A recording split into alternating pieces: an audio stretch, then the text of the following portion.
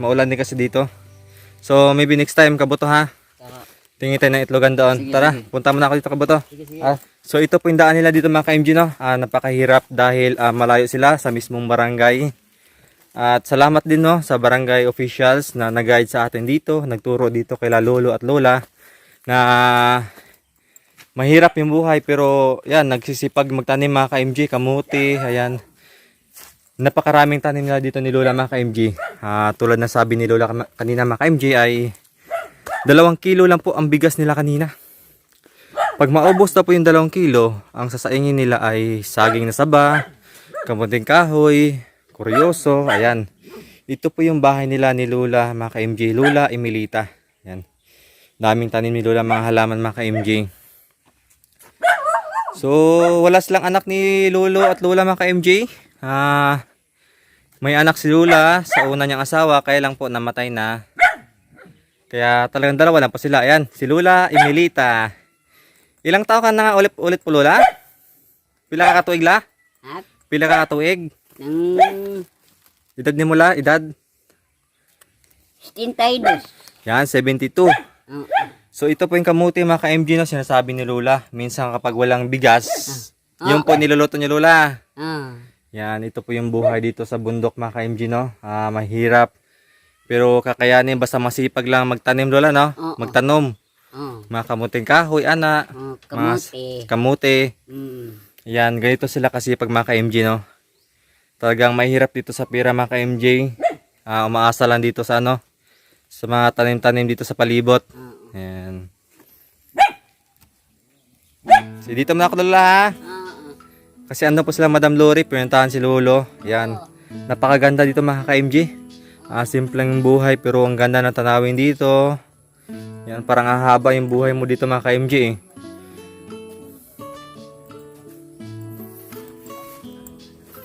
So ayan. So ayan po ang team natin mga ka-MG. Sila kagawa dyan. Yan, sila ng driver natin. Yan. Daming pinya po ni Lola. Talagang bundok na po talaga ito mga ka-MG. Pinapuntahan natin ngayon. Baka kasi masundahan kayo sa init, ingalin kayo. Yan si Lolo. No, huwag naman sana, mahilo kayo dyan. Tapos si Lola, hindi kayo agad-agad masakluluhan. Kasi parang paralyzed na rin si Lola. No? Kaya dandahan. E din tulad ngayon, magtatanghali na. Dapat pahinga na po kay Lolo Emilio. Pwede po ba na uwi muna tayo saglit? Ito po mga ka-MG, yung mga tanim nila Lolo, kamuting kahoy. Kasi pag wala silang bigas, ito po. Ito, sasaing lulutuin nila Lolo. Kamera ko. So ito din po mga ka-MG, may mga tanim din po sila dito ng mga saging. Ayan.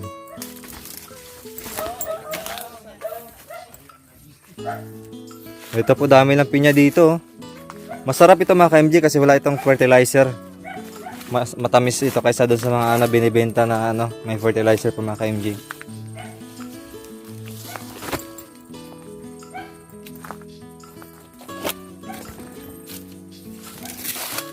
So mga ka-MG sa baba sapa na po siya mga ka-MG.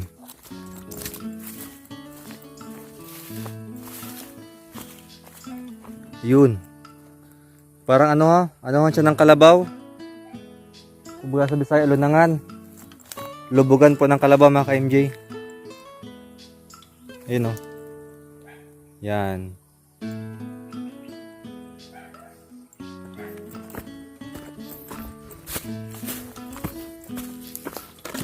So yun po mga ka-MJ, babalik na po tayo doon para kukunin muna natin yung bigas na ibibigay sa kanila ni Lolo. Dito na pa tayo dadaan.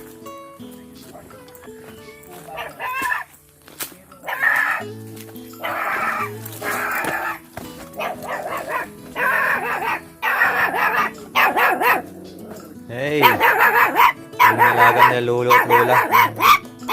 Parang mga anak na po ni Lolo at Lola, mga alagang aso nila mga ka-MG kasi wala lang kasama dito. Ang ganda po talaga dito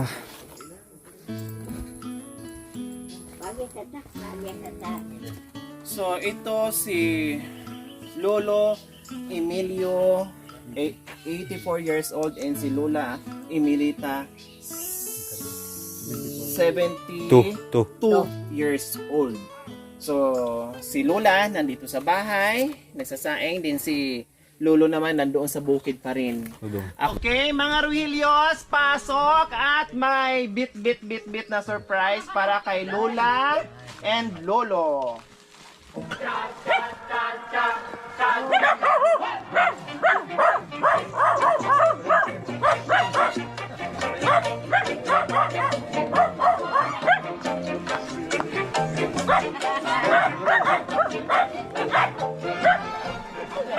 Ayaw.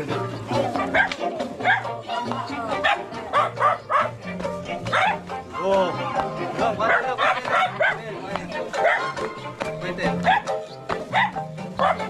Wow! Ang galing-galing. Salamat po, Lolo. Sinayawan tayo ni Lolo Emilio. At syempre, kung hindi lang galing ito sa bukid, nako, hindi ko to pahihintuin. Talagang sasayaw kami buong maghapon. Kaya siyempre, pagod si Lolo, okay na yung kunti lang ang sayaw. Baka hingalin si Lolo Emilio. Salamat po, Lolo Emilio. So ayan mga ka-MJ, pinapasok na po ni Jacoy yung grasya na dawat karon ni Lola and Lolo. Ayan, isang date sa akong bigas po at groceries para kay Lola at Lolo.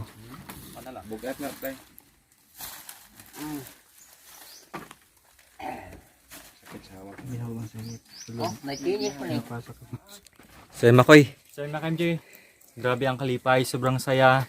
Dahil ito yung nakita natin yung dalawang mag-asawa na matanda na. Senior, Senior 84 tsaka 72, Makoy. Kumakayod pa rin sa Bukid. So ayan. Bye-bye, Lolo. Sige po, Lolo ha, Lola. Mo balik-balik lang diri ha. Sorry lang ha. Pa-share kami dito. Daghang salamat. So yung mga ka-MJ, bababa na kami ng bundok at patuloy, no? May pupuntahan pa kami doon, mga ka-MJ. Ay talagang sa mga ka-MJ na talagang napakahirap ng kanilang kalagayan, no? Sa edad na 84, 72.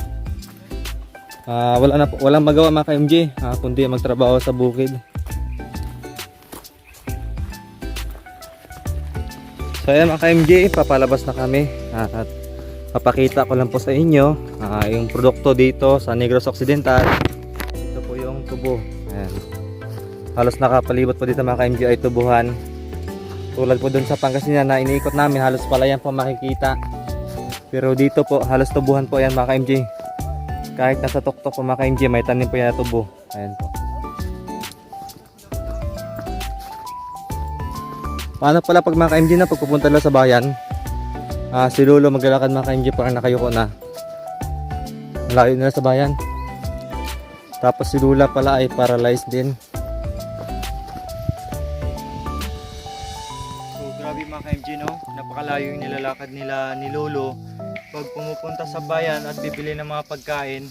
So ang ginagawa po daw ni Lolo, mga ka-MJ, nagdala po ng tungkod papunta doon at magsakay ng habal-habal, mga ka-MJ. Habal-habal pa dito, Makoy. Para papunta sa merkado. Yun po yung ginagawa nila, mga ka-MJ. So napakalayo talaga. Di ba, Makoy, pag naglalakad si Lolo, nakayuko na yun? Parang may makasakay pa ng habal-habal yan? Kuba si Lolo. Paano, di ba? Pakita mo. Hindi, nakayuko pa, down pa yun eh. Yan, ganyan siya maglakad. Maglakad si Lolo. Oo. Siguro pag may tungkod, gano'n na lang. Oo, ganyan siya maglakad si Lolo. Buti na lang at isa po sila sa nabigyan natin sa umagang ito. Yan. Sa tulong ng mga barangay officials dito, mga ka-MJ, no, sa barangay dito sa Escalante City. Kaya natin sila natagpuan. Kasi kung hanapin sila, mga ka-MJ, hindi namin basta-basta makikita kasi, no, kasi talagang nasa liblib na sila.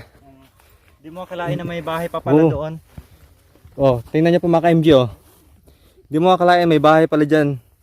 Hindi mo makikita doon sa taas. Kaya mas maganda ay nagtanong-tanong na kami dito sa mga barangay officials para siyempre sila ay nakakaalam sa kanilang nasasakupang barangay po, mga ka-MJ. Medyo nakakahinga naman kaya. So ito, mga ka-MJ, yung tubuhan, no? Makoy, di ba dito ka pinanganak? Posible. Posible naman kung hindi ka nakapagtrabaho dito. Kapagtrabaho ko dyan.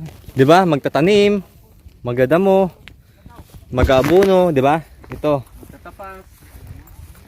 May tawag diyan ako yung dapaw, yung parang tusok-tusok na dami didikit sa balat mo. Grabe si Lolo tsaka si Lola. Napakalayo sa Kabihasnan.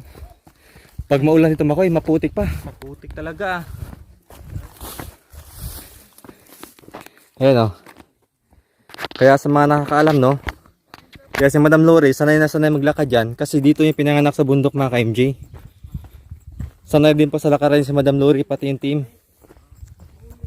Kaya lang, hindi na ganun tulad noon.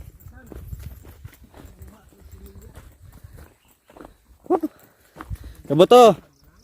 Na-miss ko yung Pagasinan, daming bayabas doon. Ayan mga MJ, na-miss natin yung Pangasinan sa bayabas nila doon. Pero Siniguelas. dito sa Negros, hindi rin nagpapahuli. Aalamin po natin. Kasi Da-diabetisin tayo dito. Oo nga no. aalamin po natin. At least ano, natural ano yan? Natural, Sister, natural sugar cane, di ba? Ano, sweet. Sayang ano, mababa pa. Hindi pa tayo pwede ka ano, kunin para kainin. Di bali, pag mamakita tayo mga ka-MJ, tubo. Ngat-ngat tayo ng tubo. So ayan, nangalahati pa lang kami oh. Doon yung banda yung bahay ni Lolo oh. Saan Makoy? Doon. Ayun. Kung nakikita nyo po mga ka-MJ yan. Kalahati pa lang nilalakad namin. Oo, doon sa may puno mga kahoyan doon.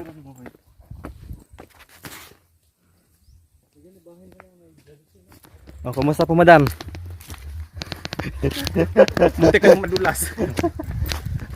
Ikaw ang kumustahin ko, munti ka ng madulas. Ito, ayos lang. Ganun lang naman talaga yung ginagawa natin. Walang kapaguran, no? Sa paghahatid ng biyaya. Gabi tayo pa. Kumusta ang lagay mo madam? Gatuya-tuya pa.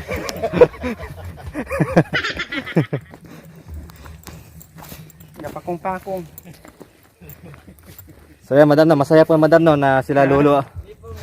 Napakong-pakong, kalipungon na, kalayo. Masaya po madam na sila lolo. Masaya. No, sabi ko nga hindi walay pagod, no. Walay kanang kapoy, basta passion nimo na mutulong jud tao. Yan si kagawad, si kapoy na. Di pa man ni senior. Dili pa. Oo. Saya po mga ka-MJ, shoutout po sa dalawang kagawad na kasama natin ngayon. Si Kagawad Doni at saka si Kagawad Ramon. Uy, pogi ko, Bontega. kaya kumusaya oh. Ayaw, sayo madam. Taliksik na. Uy, kabuto oh. Hindi masaya oh.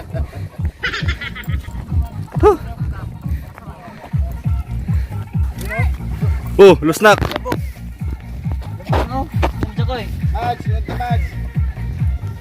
Kabok na. Tara, ulan.